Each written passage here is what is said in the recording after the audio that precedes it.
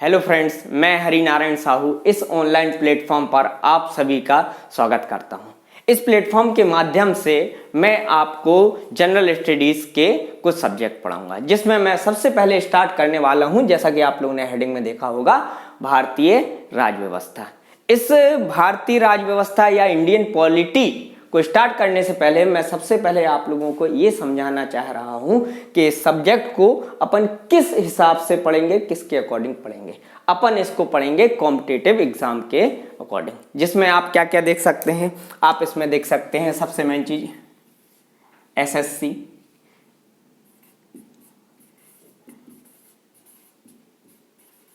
Vyapam, MPPSC pre, railway, other exam जो भी होते हैं, यूपीएससी को छोड़कर इसको अपन लेवल लेके चलेंगे कि भारतीय राज्य व्यवस्था अपन समझ सके। हाँ, वो लोग भी जो ग्रेजुएशन में इंडियन पॉलिटी, भारतीय राज्य व्यवस्था या राजनीति शास्त्र लिए हैं, उन लोगों के लिए भी बहुत सारे कॉन्सेप्ट इसमें क्लियर हो जाएंगे। ठीक है ना। तो इसको अपन उस हिसाब से पढ़ेंगे कि आप लोगों के लिए कम से कम चीजें याद करनी पड़े और समझ में ज्यादा आए। ये सब्जेक्ट जो है पूरा का पूरा कॉन्सेप्चुअल है, टेक्निकल है, समझने का है। तो हम देखेंगे कि इस सब्जेक्ट को कैसा पढ़ना। सबसे पहले जैसा कि नाम लिखा हुआ है भारतीय राज्य व्यवस्था, इंडियन पॉलिटी, इसका अर्थ क्या होता है, इसका मीनिंग क्या होता है वो समझेंगे। ठीक है ना।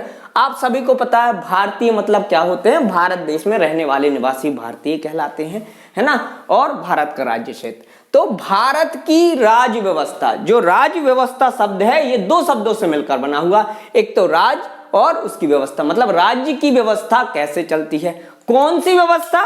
तो इसको समझने के लिए अपन को राज्य, राज्य का अर्थ इंडियन पॉलिटी या भारतीय संविधान में, अभी आप समझ लिए मोटा माटी, राज्य का अर्थ होता है यहां देश।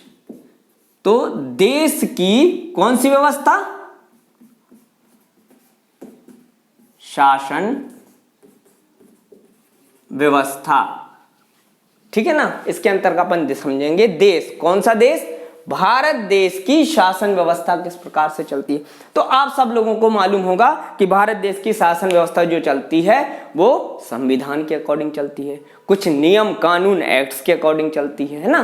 तो इसको अगर अपन एक चित्र के माध्यम से समझें, एक डायग्राम के माध्यम से समझें कि भारत की जो शासन व्यवस्था है, उसको बेसिक, जो भारत देश या किसी भी देश का जो बेसिक नियम कानून होता है वो क्या कहलाता है, उस देश का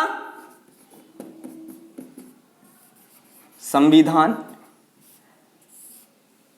संविधान किसे कहते हैं, अगर किसी देश के बेसिक या आधारभूत नियम कानून को संविधान कहते हैं, और उस संविधान के अनुसार ही अदर नियम कानून, दूसरे एक्ट्स बनाए जाते हैं। ठीक है ना। अर्थात भारत देश की शासन व्यवस्था संविधान के आधार पर चलती है, कुछ अधिनियमों, जिसे अपन शासन भाषा में क्या कहते हैं, कानून के माध्यम से चलती है, और कुछ अदर नियमों के माध्यम से चलती है। ये सारी चीजें तीन आधारों पर देश की नियम व्यवस्था, आधार व्यवस्था और कानून व्यवस्था चलाई जाती है। अच्छा, आप कैसे यह डिफरेंट करेंगे कि अगर ये लाइन लिखी हुई है कोई, तो ये संविधान की लाइन है या किसी एक्ट की लाइन है। ठीक है ना। तो उसके लिए आपको क्या समझना पड़ेगा, अगर उस लाइन के आगे क्या लिखा है, अनुच्छेद लिखा है या इंग्लिश में आर्टिकल लिखा है, तो आप समझ जाएंगे कि वहां के संविधान की बात हो रही है। ठीक है। और अगर किसी लाइन के आगे क्या लिखा है, धारा क्रमांक 1, 2, 3 कुछ भी, या सेक्शन, तो आप समझ जाएंगे किसी कानून की बात हो रही है। ठीक है ना। और अगर कहीं लिखा है नियम क्रमांक 1, नियम क्रमांक 2, तो आप समझ जाएंगे किसी नियम की बात हो रही। अब आप बोलेंगे कि इनमें अंतर क्या है, संविधान में, अधिनियम में और नियम में। तो इसको भी समझा देते हैं पर कि किसमें क्या अंतर है। ठीक है ना। मैंने सबसे पहले बोला संविधान किसी देश का आधारभूत नियम कानून होता है।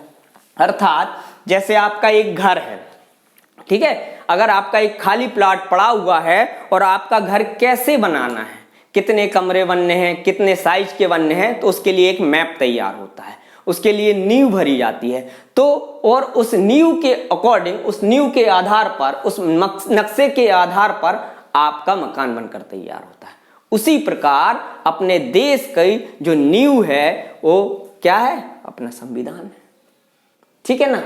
और संविधान जैसा होगा उसके आधार पर ही उसके कानून बनाए जाएंगे, अर्थात जैसे प्रकार की नींव भरी जाएगी उस प्रकार के कमरे बनते हैं, वो होता है। समझ रहे हैं?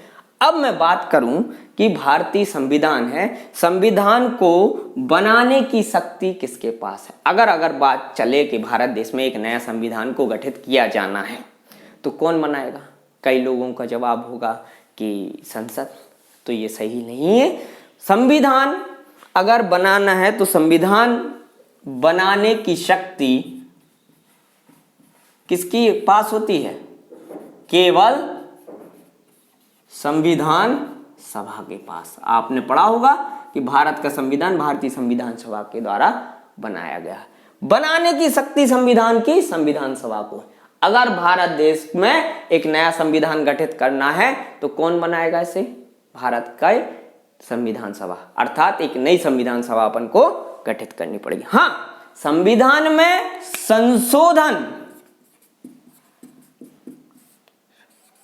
संशोधन की शक्ति किसको है? संसद को है। संसद क्लियर है? तो ये संविधान क्लियर हो गया आपको। अब अपन बात आते हैं किस पर? अधिनियम पर। इस अधिनियम को बनाने की शक्ति किसके पास है? ये कानून कौन बनाता है? ये बनाती है संसद। बहुत सारे कानून होते हैं जैसे अपन अधिनियम कहते हैं, एक्ट कहते हैं, जैसे SC/ST एक्ट हो गया, है ना, महिला संरक्षण अधिनियम होगा, बाल संरक्षण अधिनियम हो गया, फैक्ट्री अधिनियम हो गया। ऐसे हजारों कानून हैं जो कौन बनाती है? संसद बनाती है। इसमें संशोधन भी वही कर सकती है। समझ रहे हैं आप? ये एक नींव है, उस नींव पर बना हुआ कमरा ये अधिनियम है। अब आप बोलोगे ये नियम क्या है? तो कुछ संस्थाओं को ये पावर होती है, ये शक्ति होती है कि वह अपने अनुसार अपने लिए नियम बना सके। ये संस्थाएं होती हैं स्वशासी संस्थाएं। स्वशासी मतलब ऑटोनोमस जो बॉडी होती हैं वो बनते हैं। ऑटोनोमस बॉडी कौन सी होती हैं? जैसे नगर निगम हो गई, पंचायतें हो गई। कुछ आपने देखा होगा जैसे भोपाल डेवलपमेंट अथॉरिटी, BDO हो गए, है ना, एयरपोर्ट अथॉरिटी ऑफ इंडिया। ये स्वशासी ऑटोनोमस बॉडी हैं, तो ये अपने नियम कानून खुद बनाती है। अभी ये तो हो गई नियम कानून की बात कि भारतीय राज्य व्यवस्था अर्थात भारत देश की शासन व्यवस्था, संविधान, बहुत सारे एक्ट्स, अधिनियम, कानून और नियम के अनुसार चलती है। अब अगली बात हो गई कि ठीक है ये नियम कानून होगा, इसके अनुसार भारत देश की राज्य व्यवस्था चलती है। इसमें से जो अपन को पढ़ना होता है वो केवल क्या पढ़ना होता है? भारतीय संविधान को अपन पढ़ते हैं भारतीय राज्य व्यवस्था के अंदर। MPPSC UPSC में एक्ट्स भी पढ़ने पड़ते हैं कुछ, वो अपन को अभी नहीं पढ़ना है, ठीक है, ये मेंस का है। अभी अपन को केवल क्या पढ़ेंगे इसके अंतर्गत? भारतीय संविधान पढ़ेंगे। अब बात ये आ गई कि ये नियम कानून के माध्यम से कौन देश चलाता है? ये तो हो गए नियम कानून, ठीक है ना। कौन देश चलाता है? अर्थात इस नियम कानून के आधार पर इन नियम कानून को का क्रियान्वयन कौन करता है? तो उसके लिए भी कुछ संस्थाएं हैं जो भारतीय संविधान में जिसका क्या विभाजन बिल्कुल प्रत्यक्ष रूप से किया गया है। तो कौन चलाता है? कुछ क्या होंगी? कुछ संस्थाएं होंगी जो ये चलाएंगी। तो देखो, सबसे पहले होती है विधायिका, कार्यपालिका और न्यायपालिका। भारत में विधायिका, कार्यपालिका और न्यायपालिका, ये तीन जो होते हैं वह मिलकर भारत देश की शासन व्यवस्था को चलाते हैं। एक एक का अपन मतलब समझेंगे, एक एक वर्ड इसको अपन समझेंगे। सबसे पहले बात करते हैं विधायिका किसे कहते हैं। भारत देश की विधायिका किसे कहा जाता है? विधायिका आपको वर्ड में समझ में आता है, जो क्या बनाए? विधि बनाए। जो विधि बनाए, विधि मतलब नियम कानून बनाए, अर्थात एक्ट्स बनाए। विधि को अपन क्या बोल सकते हैं? नियम। कानून या एक्ट। अभी मैंने बताया था कानून एक्ट कौन बनाते हैं भारत के लिए, सही बात है, आपको याद होगा मैंने अभी बताया था संसद भारत के लिए नियम कानून बनाती है। तो ये विधि होती है। अब विधायिका अर्थात भारत की जो पार्लियामेंट है, संसद है, वह क्या करती है, भारत के लिए एक्ट्स बनाती है। तो भारत की विधायिका हो जाएगी भारत की संसद। आपको ये भी पता ही होगा संसद के अंतर्गत 3 चीज आती हैं, एक लोकसभा, एक राज्यसभा और राष्ट्रपति। ठीक है। अब अगला बात करते हैं कार्यपालिका। कार्यपालिका किसे कहते हैं, ठीक है ना। तो कार्यपालिका के अंतर्गत कौन आता है, जो कार्य का क्रियान्वयन करता है। अगर अपन मोटा मोटी बातों में समझें तो कार्यपालिका मतलब सरकार। सरकार के अंतर्गत कौन आता है, सरकार के अंतर्गत कौन नहीं आता है, ये समझने का छोटा सा डिफरेंस होता है, बस ये समझना जरूरी है आप लोगों को। कई लोगों को इसके मन में डाउट होते हैं। देखिए इसके अंतर्गत आते हैं कौन, कार्यपालिका के अंतर्गत राष्ट्रपति, प्रधानमंत्री प्लस मंत्रिपरिषद और महान्यायवादी।